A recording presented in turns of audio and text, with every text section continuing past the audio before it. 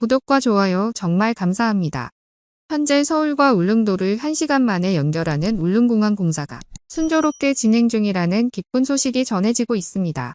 2020년 준공을 시작으로 2026년 개항을 앞둔 울릉공항은 활주로 일부가 물 위로 지어지는 국내 첫 해상공항 건설이라서 향후 가덕도 신공항 건설에도 중요한 자료가 될 것으로 보입니다.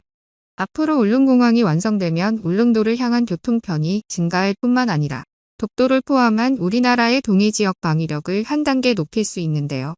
한마디로 가라앉지 않는 항공모함, 즉 불침항모라고 할 수 있습니다. 이 때문에 일본의 거친 반발이 이어지고 있는데요. 특히나 KF-21 전투기 개발이 안정적으로 진행되고 있으며 앞으로 KF-21 함재기로의 개발도 진행될 예정이라 일본은 더욱 긴장할 수밖에 없는 상황입니다. 이제 울릉공항 건설이 완성된다면 KF-21 전투기가 대한민국의 영토인 독도와 동해상을 완벽하게 수호해낼 수 있게 될 것입니다. 그러면 일본은 더 이상 독도 영유권 분쟁에 항의하는 차원의 무단 침공을 다시는 할 수 없게 될 것입니다.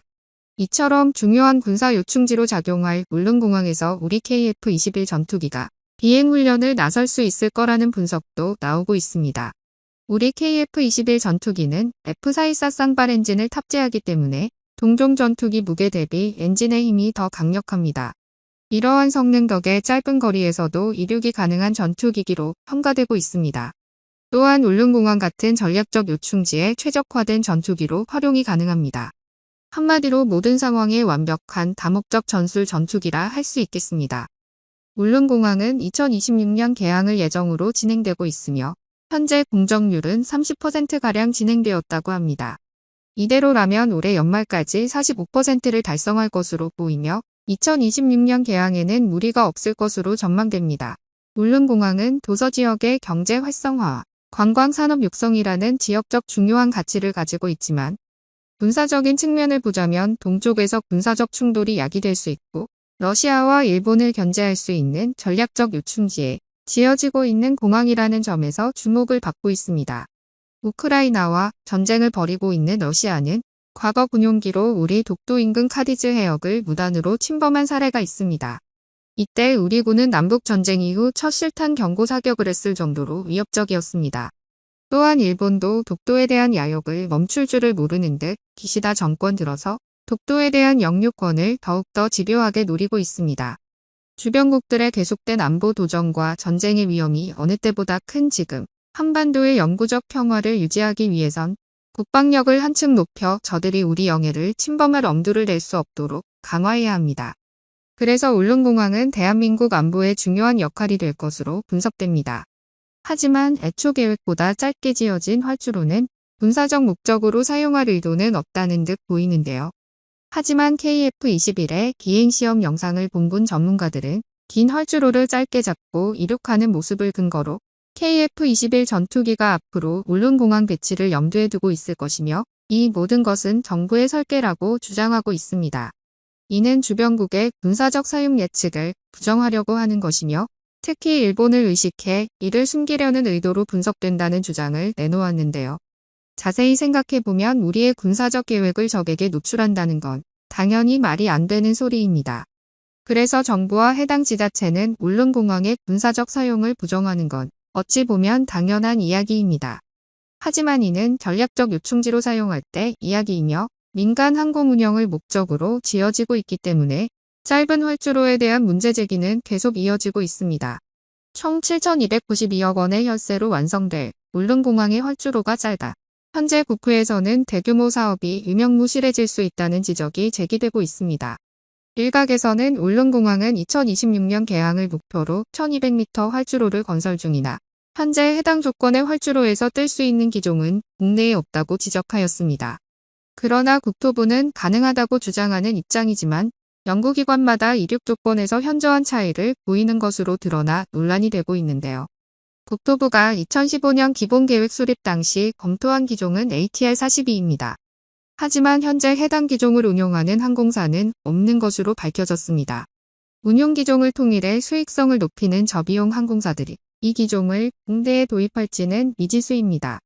국토부는 소형 항공사 하이에어가 취향 가능하다고 주장하지만 하이에어의 운용 기종은 국토부가 기본 계획에서 검토한 ATR-42가 아닌 ATR-72라는 점입니다.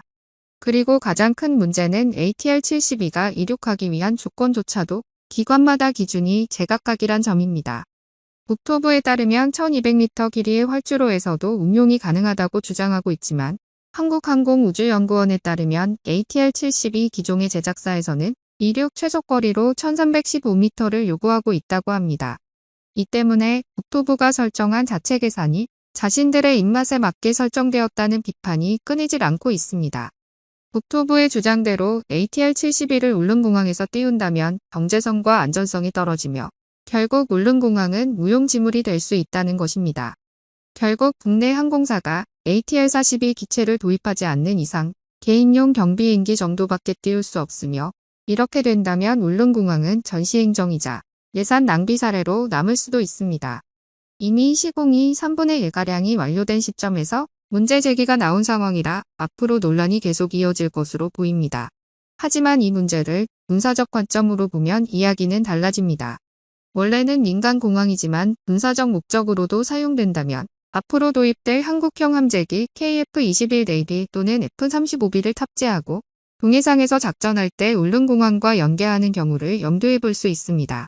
야간이나 압천후 등의 불가피한 상황이나 항공모함의 착함이 제한될 때 경항모는 울릉공항에 착륙할 수도 있으며 만약 울릉공항에 정비요원과 관제요원, 항공유 등이 준비되어 있다면 일정 시간 정비 후 다시 작전에 투입하는 것이 가능해집니다. 이 때문에 울릉공항을 두고 불침항모라는 주장이 나오고 있습니다.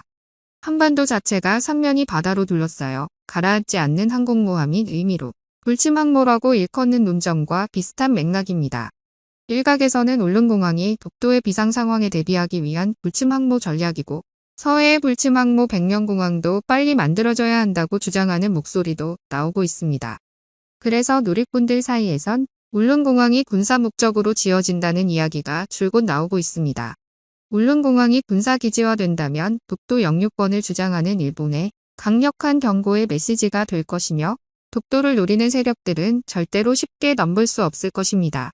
이를 위해 군사기지를 외부로부터 방어하기 위한 군사경찰 인력 및 기지 주변 영공방어를 배치하고 방공포병 부대도 추가로 전개되어야 군사 목적인 공항 운용이 가능하므로 추가적인 예산과 인적 자원이 마련되어야 합니다.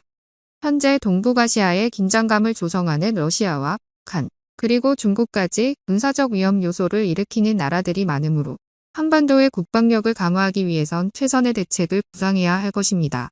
미래에는 우리 KF-21 전투기가 울릉공항을 기점으로 동쪽 영해를 안전하게 지켜주기를 기원하겠습니다. 여러분의 생각은 어떠신가요? 댓글로 남겨주세요. 오늘 영상은 여기까지입니다. 끝까지 시청해주셔서 감사합니다.